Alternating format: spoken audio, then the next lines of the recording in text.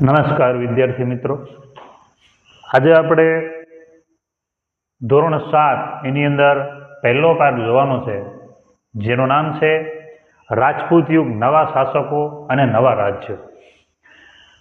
તો આપણે આ પાઠની અંદર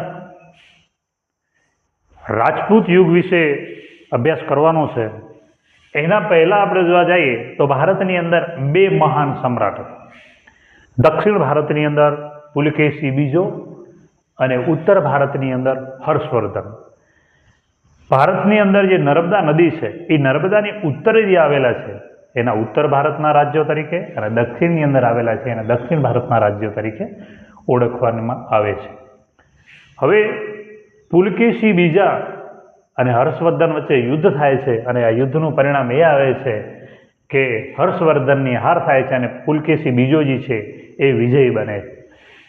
આ યુદ્ધ પછી ઉત્તર ભારતની અંદર જે હર્ષવર્ધનનું જે વિશાળ સામ્રાજ્ય હોય છે એ નાના નાના રાજ્યોમાં વિભાજિત થઈ જાય છે, જ્યારે દક્ષિણ ભારતની અંદર પુલકેશી બીજો જે છે એ અવસાન પામે છે અને એના અવસાન બાદ દક્ષિણ ભારતની અંદર નાના નાના રાજ્યોની અંદર વિભાજિત થઈ જાય છે.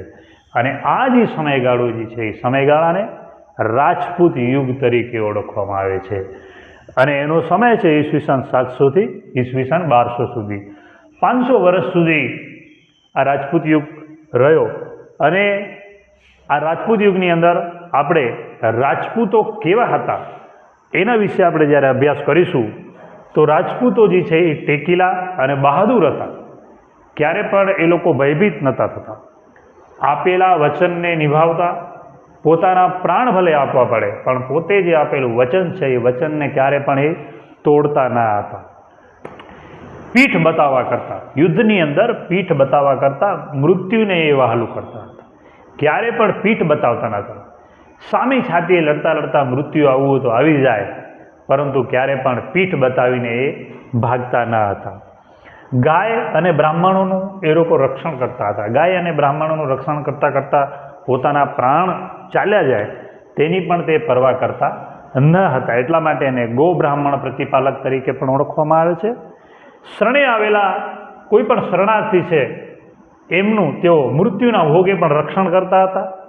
યુદ્ધમાં ક્યારે અધર્મ નહોતા આચરતા. યુદ્ધની અંદર ક્યારે પણ અધર્મ ના આચરવું. અધર્મ ના આચરવું એટલે કે ક્યારે પણ યુદ્ધની અંદર જે યુદ્ધના નિયમો છે એ નિયમોનું ભંગ ન કરવું. સામે દુશ્મનના હાથમાં હથિયાર હોય તો જ એના સામું લડાઈ કરવી. પીઠ પાછળ ગા નહીં કરવું. આવા બધા જે નિયમો હતા એ નિયમોનું પાલન કરતા, એટલે ક્યારે પણ એ અધર્મ નહોતા આચરતા. રાજપૂતોની જેમ રાજપૂતાણીઓ પણ વીરતા માટે પ્રખ્યાત હતી. તેમની પણ ઘણી બધી વીર ગાથાઓ છે. પુત્ર અને પતિને હસ્તમુખે યુદ્ધ માટે વિદાય આપતી હતી અને વિજય ભવ જેવા આશીર્વચનો આપતી હતી. સત્ય માટે પ્રાણની પણ ક્યારે પરવા ન કરતી. સત્ય માટે હંમેશા લડી લેવા માટે તૈયાર હતી અને નીડર હતી. રાજ્ય અને પ્રજાના રક્ષણ માટે કદાચ પોતાને તલવાર ઉપાડવી પડે અને યુદ્ધ મેદાને જવું પડે તો યુદ્ધ મેદાનમાં જવા માટે પણ ક્યારેય પાછી માની નથી કરતી. તો આવા રાજપૂત યુગ વિશે આપણે ભણવાનું છે. તો ઉત્તર ભારત અને દક્ષિણ ભારતની અંદર જે નવા રાજપૂત યુગોનો ઉદય થયો, નવા વંશનો ઉદય થયો, તો એની પાસે આપણે જે છે એ વિશેષ ચર્ચા કરવાની છે. તો ચાલે આપણે જોઈએ. હવે મિત્રો આપણે ઉત્તર ભારતના જે રાજપૂત શાસકો જે છે એમના રાજ્યો જે છે એના વિશે માહિતી મેળવીશું. તો આપણે ચોપડીથી બધા વંશો જે છે અલગ, એમની રાજધાની અને રાજાઓ, મહાન રાજા, સ્થાપક બધાને અલગ અલગ પાડી અને જેમ બને તેમ એકદમ સરળ અને સાદી ભાષાની અંદર સમજાય એવી રીતના આપણે માહિતી આપવાનો પ્રયત્ન કર્યો છે. બરાબર, તો આપણે જોઈશું. હવે તો ઉત્તર ભારતના રાજ્યોની અંદર આપણે જોઈશું તો એમનો વંશ ગઢવાલ વંશ જે છે એનો સ્થાપક હતો ચંદ્રદેવ. બરાબર, અને આ વંશનો જે મહાન રાજા જે છે એ હતો ગોવિંદચંદ્ર. અને અન્ય રાજાની અંદર આપણે જોઈશું તો એની અંદર મદનચંદ્ર. એમની રાજધાની બે હતી, એક કનોજ અને એક કાશી. બરાબર, વિશેષતાની અંદર આપણે જોઈશું તો ગજની જે છે, બરાબર, મોહમ્મદ ગજની જે આક્રમણકારી હતો વિદેશી, તો એના આક્રમણથી જે છે એ બરાબર ગુજરાતને બચાવ્યું હતું, એનું આક્રમણ અટકાવ્યું હતું. અન્ય બાબતની અંદર આપણે જોવા જઈએ તો બૌદ્ધ વિહારો હોય એ વિહારોના જે જીર્ણોદ્ધારો જે છે એ જીર્ણોદ્ધારોનું કામ કરાવ્યું હતું. કોને? તો કે ગોવિંદચંદ્ર, જે મહાન રાજા છે ને ગોવિંદચંદ્ર, એમણે શું કર્યું? ગજનીના આક્રમણને અટકાવ્યું અને બૌદ્ધ વિહારો જે છે એના જીર્ણોદ્વારો પણ બનાવ્યા હતા. બરાબર. એના પછી આવે છે ચંદેલ વંશ. એમના સ્થાપક રાજા જે છે એ યશોવર્મન. મહાન રાજા, આમ તો બધા મહાન રાજા જ હતા, પણ કોઈ રાજાનો ઉલ્લેખ કરેલ નથી. અન્ય રાજાઓની અંદર આપણે જોવા જઈએ તો કીર્તિવર્મન અને પરમહિદેવ. બરાબર. એ બે રાજાઓ અને એમના નામનો ઉલ્લેખ છે. રાજધાની એમની બુંદેલખંડ, અને વિશેષતાઓમાં જોવા જઈએ તો આપણે ખજુરાહો, કાલિંજર, મહોબા, આ 3 નગરો જે છે એમને વસાવ્યા હતા. અને આપણે જોવા જઈએ તો ખજુરાહો જે છે બરાબર, એના ભવ્ય મંદિરો જે છે, જે વિશ્વમાં વિખ્યાત છે, એવા ખજુરાહોના ભવ્ય મંદિરોનું નિર્માણ જે છે આ ચંદેલ વંશના રાજાઓએ કરાવ્યું હતું. ત્યારબાદ આપણે જોઈશું પરમાર વંશ. બરાબર. તો પરમાર વંશની સ્થાપના જે છે ઈસવીસન 820ની અંદર કૃષ્ણરાજે કરી હતી. અને એમના મહાન રાજા જે છે એ ભોજ. બરાબર. એ કહેવત છે, કહા રાજા ભોજ અને કહા ગંગો તેલી. તો આ રાજા ભોજ એમના પરમાર વંશના મહાન રાજા હતા. બરાબર. બીજા રાજાઓની આપણે વાત કરીએ તો એની અંદર સિયક અને મુંજ, એ પણ આ પરમાર વંશના જ રાજા હતા. એમની રાજધાની જે છે અવંતી, ઉજ્જૈન તરીકે પણ ઓળખાય છે. બરાબર. અને વિશેષતાઓની અંદર જોવા જઈએ તો કોણે? રાજા ભોજ. તો ભોજે ધારાનગરીમાં એક મહાશાળાની સ્થાપના કરાવી હતી. અન્ય બાબતમાં આપણે જોઈશું તો ભોજપાલ નામનું નગર વસાવ્યું. તો કોણે? રાજા ભોજે પોતાના નામ ઉપરથી ભોજપાલ નામનું નગર વસાવ્યું, જે અત્યારે ભોપાલ તરીકે ઓળખાય છે. બરાબર. એના પછી આપણે જોઈશું ચૌહાણ કે ચાહમાન વંશ, જેમનો સ્થાપક વાસુદેવ છે. આમ તો બધા મહાન રાજાઓ જ હતા આ વંશના, ખાસ કોઈ એક રાજાનો ઉલ્લેખ નથી મહાન રાજા તરીકે. અન્ય રાજાઓની અંદર આપણે જોઈશું તો અજયરાજ, અરુણોરાજ, સોમેશ્વર અને પૃથ્વીરાજ ત્રીજો. બરાબર. અને રાજધાની જે છે એમનો કોઈ ઉલ્લેખ નથી, પણ આપણે જે અજયરાજ છે બરાબર, એને અજયમેરુ નગર વસાવ્યું હતું, જે અજમેર તરીકે ઓળખાય છે. તો એ કદાચ એની રાજધાની હોઈ શકે છે. અને બીજી એક વિશિષ્ટ બાબત એ હતી કે સિદ્ધરાજ જયસિંહની જે પુત્રી હતી બરાબર, એના લગ્ન જે છે આ ચૌહાણ વંશના એટલે કે ચાહમાન વંશના જે રાજા હતા બરાબર, અરુણોરાજ, એ અરુણોરાજ સાથે એમની પુત્રીના જે છે લગ્ન કરાવ્યા હતા. અન્ય બાબતમાં જોઈએ તો પૃથ્વીરાજ ત્રીજો, જેમણે બરાબર થાણેશ્વર અને કરનાલ વચ્ચે તરાઈનું જે મેદાન છે ત્યાં 1191ની અંદર શિહાબુદ્દીન ગોરી સાથે એમનું યુદ્ધ થાય છે.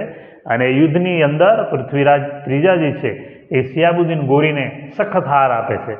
શિહાબુદ્દીન ગોરી જે છે ત્યાંથી ચાલ્યો જાય છે.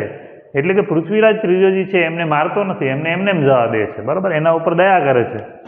અને પછી શું થાય છે, 1 વર્ષ બાદ 1192ની અંદર શિહાબુદ્દીન ગોરી એની પોતાની ડબલ તાકાત ભેગી કરી બરાબર, ડબલ ફોર્સ કરી અને પૃથ્વીરાજ ત્રીજા સામે 1192માં બરાબર કરનાલ અને થાણેશ્વર વચ્ચે તરાઈનું મેદાન આવેલું છે એની સામે યુદ્ધ કરે છે.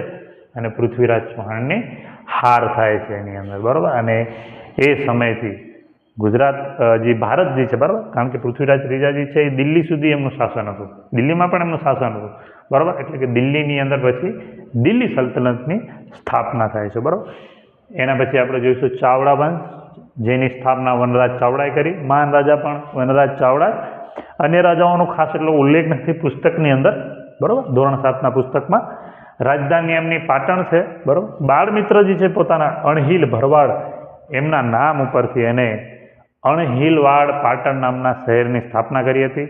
આ ઉપરાંત આપણે જોવા જઈએ તો ચાવડા વંશ જે છે એ સૌરાષ્ટ્ર અને કચ્છમાં પણ આપણને જોવા મળે છે, એમના શાસકો જે છે બરાબર. સોલંકી વંશ, સોલંકી વંશના જે સ્થાપક જે છે એ મૂળરાજ સોલંકી હતા બરાબર. મહાન રાજાની અંદર આપણે જોવા જઈએ તો સિદ્ધરાજ જયસિંહ. આમ તો ઘણા બધા રાજાઓ જે છે બરાબર, બધા મહાન જ હતા, પણ સૌથી વધારે વિશિષ્ટ સિદ્ધિઓ હાંસલ કરનાર જો કોઈ રાજા હોય તો એ સિદ્ધરાજ જયસિંહ છે. એના સિવાય અન્ય રાજાઓ આપણે જોઈશું તો કુમારપાળ, ભીમદેવ પ્રથમ, ભીમદેવ બીજો, અજયપાળ, આ બધા રાજાઓ થઈ ગયા. રાજધાની એમની જે છે સોલંકી વંશની પાટણ હતી બરાબર.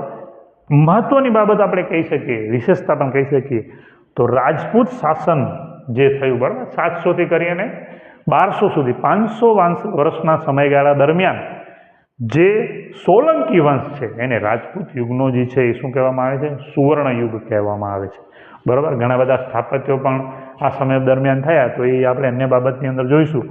તો સિદ્ધરાજ જયસિંહ છે, એમના માતા મિનળદેવી, ધોળકામાં એમને મલાવ તળાવ બંધાવ્યું છે, બરાબર. પછી ભીમદેવ પ્રથમજી છે એને મોઢેરાની અંદર સૂર્ય મંદિરનું નિર્માણ કરાવ્યું. એના પછી એમના જે પત્ની છે ભીમદેવ પ્રથમના, બરાબર, જેનું નામ છે ઉદયમતી, રાણી ઉદયમતીએ રાણીની વાવમાં બનાવી, બરાબર. પછી સિદ્ધરાજ જયસિંહે પાટણની અંદર સહસ્ત્રલિંગ તળાવનું નિર્માણ કરાવ્યું, બરાબર. આ ઉપરાંત તેમણે સિદ્ધપુરની અંદર રુદ્ર મહાલયનું બાંધકામ કરાવ્યું, બરાબર.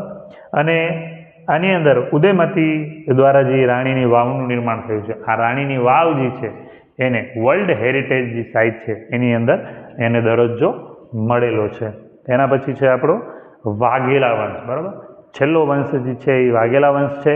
એનો સ્થાપક જે છે અરુણરાજ, બરાબર. તો વ્યાઘ્રપલ્લી નામનું જે ગામ હતું એમને સોલંકી વંશના રાજાઓએ એમને ભેટમાં આપેલું હતું, અરુણરાજ, બરાબર. અને એના ઉપરથી જે છે એ વાઘેલા તરીકે ઓળખાયા. એમાં મહાન રાજાઓની અંદર આપણે ગણના કરીએ તો વીર ધવલ, જેમના જે બે જે મંત્રીઓ જે છે, બરાબર, એમની બહુ બુદ્ધિશાળી હતા. એમની નામના છે તો વસ્તુપાળ અને તેજપાલ, એ વીર ધવલના મંત્રી હતા, બરાબર. અન્ય રાજાઓમાં જોવા જઈએ તો વિસળદેવ, અર્જુનદેવ, સારંગદેવ અને કર્ણદેવ, બરાબર, એ અન્ય રાજાઓ. રાજધાનીનો ખાસ કોઈ ઉલ્લેખ નથી, પણ આપણે કદાચ પાટણ એમની જે રાજધાની હોઈ શકે. વિશેષતામાં ઈસવીસન 1304માં ગુજરાતની અંદર દિલ્હી સલ્તનતની સ્થાપના થાય છે, બરાબર. અને છેલ્લો જે રાજા છે વાઘેલા વંશનો કોણ હતો? કર્ણદેવ વાઘેલા, બરાબર. એ સમયે જે છે એ ભારતની અંદર દિલ્હી સલ્તનતની સ્થાપના થાય છે. અને 1407ની અંદર, બરાબર, તો ઝફરખાન નામનો જે સૂબો હતો એ સૂબો જે છે એ સ્વતંત્ર પોતાને સૂબા તરીકે જાહેર કરે છે. અને એ વંશના 14 જેટલા સૂબાઓ જે છે એ ગુજરાત ઉપર શાસન કરે છે. આ ઉપરાંત આપણે જોવા જઈએ તો પશ્ચિમ બંગાળાની અંદર 700થી 750ની આજુબાજુ ગોપાલ નામનો રાજા હતો, એને પાલ વંશની સ્થાપના કરી હતી, બરાબર. ત્યારબાદ વિજયસેન જે છે, વિજયસેને સેન વંશની સ્થાપના કરી હતી. ત્યારબાદ એમનો જે પુત્ર જે છે, બરાબર, વિજયસેનનો બલ્લાલ સેન, એ બલ્લાલ સેન પણ એની અંદર એનો ઉલ્લેખ કરેલો છે, બરાબર. હવે આપણે આ હતા ઉત્તર ભારતના રાજા, બરાબર. હવે આપણે દક્ષિણ ભારતના જે રાજાઓ જે છે એના વિશેની માહિતી મેળવીશું. હવે આપણે દક્ષિણ ભારતના જે રાજાઓ જે છે, બરાબર, રાજપૂત યુગ સમય દરમિયાન, તો એના વિશે આપણે માહિતી મેળવીશું. તો એમની ખાસ એટલી બધી માહિતી આપેલી નથી, પણ છતાંય પણ જેટલી આપી છે એને આપણે સરળ રીતે સમજાવવાનો પ્રયત્ન કર્યો છે. તો સૌપ્રથમ આપણે જે છે, બરાબર, ચાલુક્ય વંશ જે છે એની 3 શાખાઓ હતી. તો પ્રથમ જે શાખા હતી ચાલુક્ય વંશની, એનો જે સ્થાપક હતો રાજા જયસિંહ. અને રાજાઓની આપણે એનામાં વાત કરીએ તો કીર્તિવર્મન અને પુલકેશી પહેલો અને બીજો. પુલકેશી બીજો, જેમનું હર્ષવર્ધન સાથે યુદ્ધ થયું હતું, બરાબર, મહાન રાજા હતો પુલકેશી બીજો. એમને રાજધાની હતી વાતાપી, અને એના માટે એને જે છે વાતાપીના ચાલુક્યો કે બાદામીના ચાલુક્યો તરીકે પણ ઓળખવામાં આવે છે. બીજું જે છે એ ચાલુક્ય વંશજ છે, એની બીજી શાખા છે જે કૃષ્ણા અને ગોદાવરી નદી જે છે એના વચ્ચેનો જે પ્રદેશ છે એને કહેવામાં આવે છે, બરાબર ને. એનો સ્થાપક છે રાજા વિષ્ણુવર્ધન, બરાબર. વિષ્ણુવર્ધન જે છે એનો સ્થાપક છે. ત્યારબાદ એની રાજધાની જે છે વેંગી. આ વેંગી રાજધાનીના કારણે એને વેંગીના ચાલુક્યો તરીકે પણ ઓળખવામાં આવે છે. રાજધાની છે એમની વેંગી, બરાબર. અને ત્રીજી શાખા જે છે એ કલ્યાણી, અને એને કલ્યાણીના ચાલુક્યો તરીકે પણ ઓળખવામાં આવે છે. એના પછીનો બીજો વંશ છે રાષ્ટ્રકૂટ વંશ, બરાબર. એનો સ્થાપક જે છે ઇન્દ્ર પ્રથમ જે છે એનો સ્થાપક છે રાષ્ટ્રકૂટ વંશનો. અને સૌથી પ્રતાપી રાજા એનામાં હોય, બરાબર, રાષ્ટ્રકૂટ વંશની અંદર, તો એ જે છે એ ગોવિંદ ત્રીજો. એના પછી યાદવ વંશનો થોડોક ઉલ્લેખ કરેલ છે, બરાબર, એટલે કે દેવગીરી એટલે કે દૌલતાબાદ જે તરીકે ઓળખાય છે, બરાબર. તો દેવગીરી એમની જે એના ઉપર જે વંશ હતો એ યાદવ, એટલે કે યાદવની જે રાજધાની હતી એ દેવગીરી. અને હોયસલ, બરાબર, આ હોયસલ વંશ છે. હોયસલ વંશની જે રાજધાની હતી દ્રાસ સમુદ્ર, બરાબર, એમનો ઉલ્લેખ પણ કરેલો છે. એના પછી એક વંશ છે કાકતીય વંશ, જે કૃષ્ણા અને કાવેરી વચ્ચે જે પ્રદેશ આવેલો છે એ પ્રદેશનો એની અંદર ઉલ્લેખ છે. એની રાજધાની જે છે વરંગલ, બરાબર, વરંગલ એની રાજધાની છે. એના પછી છે પલ્લવ વંશ. પલ્લવ વંશનો જે સ્થાપક જે છે એ છે બપદેવ, બરાબર, અને એની રાજધાની છે કાંચીપુરમ છે. રાજા એનામાં કયા કયા થઈ ગયા બીજા? તો મહેન્દ્રવર્મન પ્રથમ, નરસિંહવર્મન પ્રથમ અને નરસિંહવર્મન દ્વિતીય, આ રાજાઓ થઈ ગયા, બરાબર. એના પછી છે ચોલ વંશ. દક્ષિણ ભારતની અંદર બીજો વંશ જે છે એ ચોલ વંશ, જેની રાજધાની જે છે તાંજોર, બરાબર. તાંજોર અત્યારે ક્યાં આવેલું છે? તાંજોર, તામિલનાડુ, બરાબર. તો એની રાજધાની છે એ તાંજોર. એની અંદર જે રાજાઓ થઈ ગયા રાજરાજ પ્રથમ, રાજાધિરાજ પ્રથમ અને રાજેન્દ્ર પ્રથમ, આ જે છે એમના ચોલ વંશના જે છે એ રાજાઓ થઈ ગયા, બરાબર. એના પછી ખાસ કંઈ ઉલ્લેખ નથી પાંડ્ય વંશનું. રાજ્ય નાનું હતું પાંડ્ય વંશનું, પણ વેપાર માટેનું બહુ મોટું મથક હતું. ત્યારબાદ છે ચેર વંશ. ચેર જે છે, બરાબર, અત્યારનું નામ છે કેરળ, બરાબર. તો એ ચેરની અંદર ચેર વંશ હતો અને એનો સ્થાપક જે છે એ અયન હતો. અને પ્રતાપી જે રાજાઓ જે છે એની અંદર આપણે વાત કરીએ તો શેતુંગ વંશ જે છે, બરાબર, શેતુંગ વંશ એ એમનો પ્રતાપી રાજા હતો. ત્યારબાદ આપણે જોઈશું રાજપૂત યુગની શાસન વ્યવસ્થા કેવી હતી, બરાબર ને. તો રાજાનું પદ છે એ વંશ પરંપરાગત હતું. વંશ પરંપરાગત એટલે કે રાજાનો પુત્ર જ રાજા બને, બરાબર. એનામાંથી સમજી લો કે રાજાના 3 પુત્રો હોય તો સૌથી મોટો પુત્ર જે છે એ રાજા બની શકે, બરાબર. એટલે કે રાજાનું પદ જે છે વંશ પરંપરાગત. વંશ પરંપરાગત એટલે કે રાજાનો પુત્ર જ રાજા બને, એને વંશ પરંપરા કહેવાય, બરાબર. મંત્રી મંડળ, બરાબર. અહીંયા જે છે મંત્રી મંડળ, તો મંત્રી મંડળની અંદર આમત્ય અને સચિવ આ બે જે છે મુખ્ય હતા. આમત્યનું કાર્ય મંત્રણા અને રાજનીતિ કરવાનું હતું. સચિવનું કાર્ય લડાઈ અને સુલેહ કરવાનું હતું, બરાબર. પછી અમલદારમાં મહાપ્રતિહાર અને દંડનાયક જેવા હોદ્દાઓ હતા. પછી નગરની સભાનો વડો જે છે એને નગરપતિ તરીકે ઓળખવામાં આવતો, બરાબર. ગ્રામ પંચાયતનો વડો મુખી કે સરપંચ, જે અત્યારે પણ મુખી કે સરપંચ તરીકે ઓળખવામાં આવે છે, બરાબર.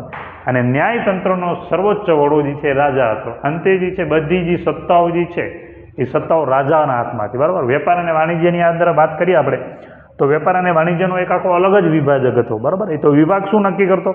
તો વિદેશમાં જે વેપાર થતો, બરાબર, એના ઉપર કેટલો કર વસૂલવો અને દરેક વસ્તુની મૂલ્ય કેટલું રાખવું, આ જે છે એ નક્કી કરતો હતો, બરાબર. વેપાર વાણિજ્યનો વિભાગ. રાજ્યમાં કઈ ઉપયોગી વસ્તુઓ જે છે એ વસ્તુઓ મંગાવવી, બરાબર.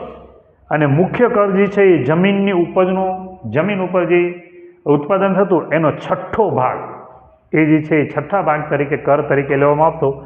વેપાર માટેના ગુજરાતના જો બંદરો જે છે સ્તંભ તીર્થ એટલે ખંભાત અને ભૃગુ કચ્છ એટલે ભરૂચ, બરાબર. તો એ સમયે રાજપૂત યુગની આપણે વાત કરીએ તો રાજપૂત યુગ દરમિયાન ઘણા બધા વિદેશી આક્રમણકારો જે છે આક્રમણો કર્યા, બરાબર. પણ એકજૂટ થઈને જે એમને સામનો કરવો જોઈએ એ સામનો કરી શક્યા નહીં. અને મોહમ્મદ જે ગજની છે, બરાબર, મોહમ્મદ ગજનીએ ઘણી વખત ચડાઈ કરી, ઘણું બધું અહીંયાથી સોનું જે છે, બરાબર, એ લૂંટીને ગયો અને એમને સોમનાથ ઉપર પણ આક્રમણ કર્યું, ત્યાંથી પણ ઘણું બધું જે છે, બરાબર, મિલકત જે છે લૂંટીને ગયો. એના પછી શિયાબુદ્દીન ગોરી આવ્યો એ જ રસ્તા ઉપરથી. શિયાબુદ્દીન ગોરીએ પણ એવી રીતના ભારત ઉપર ચડાઈ કરી, બરાબર. અને શિયાબુદ્દીન ગોરી જે છે એ પૃથ્વીરાજ ત્રીજા સામે પહેલું યુદ્ધ હારી જાય છે, બરાબર. અને એ યુદ્ધ દરમિયાન એ ત્યાંથી ભાગી જાય છે, બરાબર. 1191ની અંદર 1192માં વળી પાછો એ આવે છે. પૃથ્વીરાજ ત્રીજા સામે એનું યુદ્ધ થાય છે અને એનામાં પૃથ્વીરાજ ત્રીજાનો હાર થાય છે.